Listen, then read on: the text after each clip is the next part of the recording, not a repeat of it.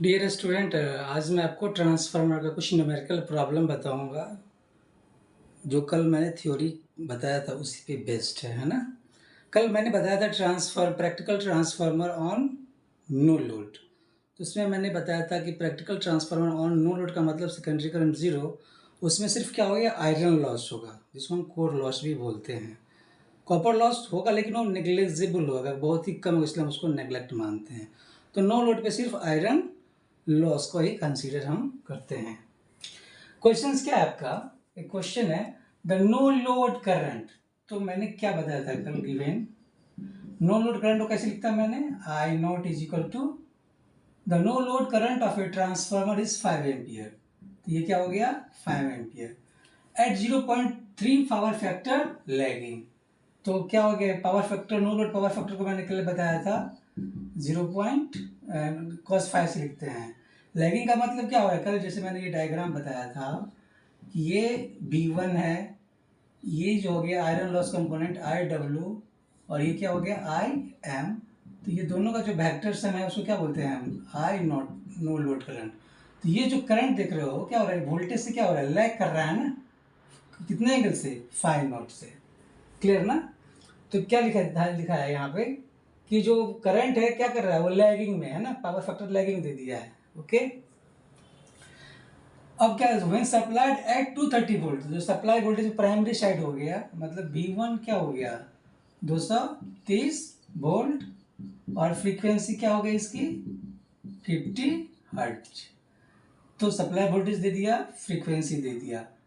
The number of turn on the primary winding is 200। तो primary winding का जो turn होता है उसको कैसे लिखते हो, N1 से कितना हो गया ये 200।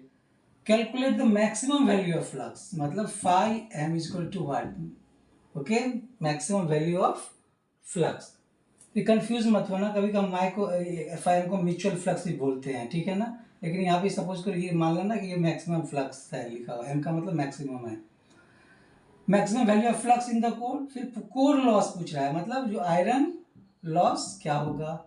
तीसरा मैग्नेटाइजिंग करंट, मतलब IM का वैल्यू आपसे पूछ रहा है। क्लियर। तो दिया क्या हुआ यहाँ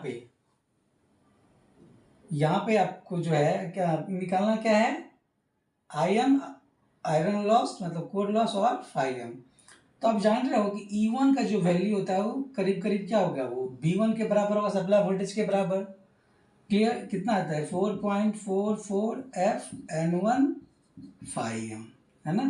तो ये क्या हो गया V1 इतना कितना हो जाएगा, ये 230 इज इक्वल टू 4.44, फ्रीक्वेंसी कितना दे दिया है 50, नंबर ऑफ टर्न कितना हो गया 200 into 5M mutual flux.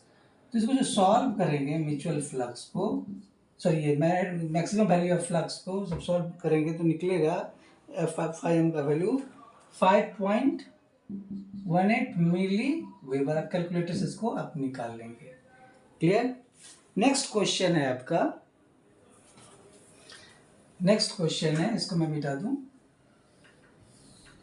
Next question है कोर लॉस। तो कोर लॉस को क्या था, जो आयरन लॉस उसी कोर लॉस बोलते हैं, क्या बोलते हैं उसको, B1 I not cos 5 not. तो B1 कितना दे दिया है 230, no load current 5 ampere, cos 5 naught 0.3 है ना। तो इसको जो सॉल्व करेंगे तो ये आ जाएगा आपका 345, मतलब 345 वाट। ओके, तो आपका कोर लॉस भी निकल गया, है ना। क्वेश्चन नंबर सेकंड सॉल्व हो गया। नेक्स्ट आपसे पूछ रहा है मैग्नेटाइजिंग करंट। तो मैंने बताया था कि जैसे IM इक्वल टू क्या मैंने लिखा था कि IM क्या होता है, आई नॉट साइन फाइन नॉट, बहुत तरीका है इसका। आई नॉट साइन फाइन नॉट को क्या लिख सकते हो, 1 minus cos square fine not. अब आई नॉट कितना दे दिया है 5, 1 माइनस कॉस फाइन नॉट कितना है 0.3, 0.3 का होल स्क्वायर। सॉल्व करेंगे ये तो ये आ जाएगा आपका 4.77 एम्पियर, 4.77 एम्पियर। क्लियर? तो यही क्वेश्चन का आंसर है। ठीक है, अब मैं कुछ नेक्स्ट क्वेश्चन, एक और क्वेश्चन बता रहा हूँ आपको।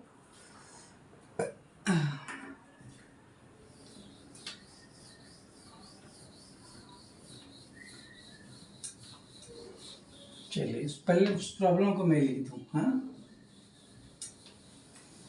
प्रॉब्लम नंबर 1, प्रॉब्लम नंबर 2 है ना। क्या है कि ए 2200 बटा 200 volt transformer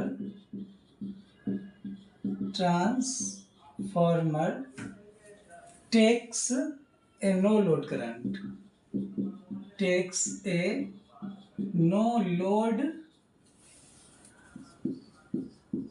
current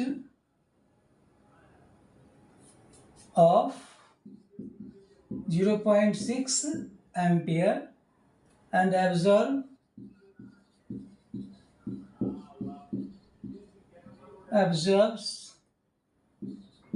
400 watt.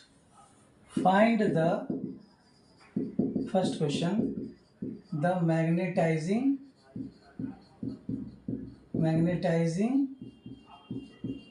current, दूसरा आयरन लॉस करंट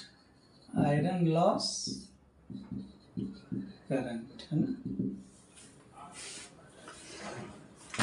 ओके, तो ये दे दिया है ट्रांसफार्मर का जो है रेटिंग दे दिया है। V1 कितना हो गया, सप्लाई वोल्टेज 2200 और लोड सेकेंडरी प्राइमरी साइड का वोल्टेज जो 2200, सेकेंडरी साइड का 200 है ना। तो V1 कितना हो गया 2200 volt, V2 equal to 200 volt है ना। नो लोड करंट कितना दे दिया 0.6 एम्पियर, मतलब आई नॉट का वैल्यू 0.6 एम्पियर। एब्जॉर्ब 400 वाट। तो नो लोड पे जो पावर होगा वो कौन सा पावर होगा, मैंने बताया था ना, कॉपर लॉस तो चूंकि नेग्लेक्टेबल होता है, काफ़ी कम होता है, उसको हम नेग्लेक्ट मानते हैं। तो सिर्फ क्या होता है, वो कोर लॉस होता है या आयरन लॉस होता है, जिसको हम W नॉट से लिखते हैं। कितना दे दिया है 400 वाट। आपसे पूछ रहा है क्या, मैग्नेटाइजिंग करंट मतलब IM कितना होगा और आयरन लॉस करंट IW क्या होगा। ओके, तो चलिए बनाते हैं। तो W नॉट इक्वल टू क्या होता है, फॉर्मूला मैंने कल डिराइव किया था, V1 IW cos phi naught. Iron loss दे दिया है कितना 400, V1 कितना है 2200, नो लोड करंट 0.6 एम्पियर है ना, इंटू cos phi नॉट। तो cos phi नॉट जो है ये कितना निकल जाएगा, आपको सॉल्व करेंगे तो 0.303। तो अब ये बताओ आप, मैग्नेटाइजिंग करंट क्या होता है। तो IM इज पहले ये निकाल लेते हैं, सेकंड क्वेश्चन आयरन लॉस का। तो IW क्या होता है I not cos phi not. Clear, I naught कितना दे दिया 0.6 cos phi नॉट कितना निकला 0.303। तो सॉल्व करेंगे तो IW जो आ जाएगा 0.18 एम्पियर। क्लियर ना। अब इसी तरह आप IM निकाल लीजिए। IM इक्वल टू क्या होता है I naught sine phi naught. तो I naught sine phi naught को लिख सकते हैं 1 minus cos square phi naught. तो I नॉट कितना है 0.6, 1 माइनस कॉस फाई नॉट क्या है 0.303 का होल स्क्वायर। सॉल्व करेंगे तो ये आ जाएगा आपका 0.572 एम्पियर। ठीक है, एक ये भी मेथड है और कुछ दूसरा मेथड वो भी मैं बता देता हूँ आप लोगों को, है ना। दूसरा मेथड्स क्या है कि इसको मैं मिटा रहा हूँ, यहाँ पे मैं लिख देता हूँ दूसरा मेथड्स, है ना। सेकंड मेथड्स क्या है कि जैसे W नॉट इक्वल टू क्या था formula V1 into IW। Clear ना। जैसे मैंने ये सॉल्व बताया था कि ये यहाँ पे क्या V1 है और ये आई डब्ल्यू है और ये आई एम है ना। तो इसको आप लिख सकते हो W naught equal to V one into I W. तो आई डब्ल्यू इक्वल टू क्या हो जाएगा, W naught by V one. W naught कितना दे दिया है 400, वी वन कितना हो गया 2200। इसको भी सॉल्व करेंगे तो ये आ जाएगा आपको 0.18 एम्पियर। क्लियर।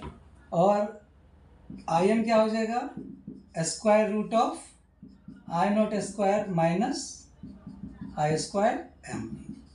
आई नॉट स्क्वायर कितना दे दिया 0.6 का स्क्वायर, और आई एम आई डब्ल्यू कितना निकला है 0.18 का स्क्वायर।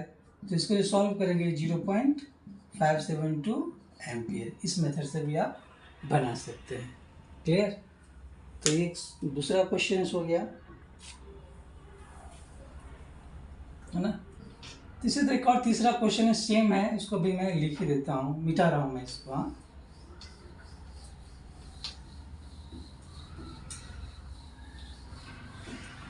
ठीक है, रहने देते हैं इतना। नेक्स्ट क्लास में मैं और कुछ बताऊँगा, है ना। Thank you.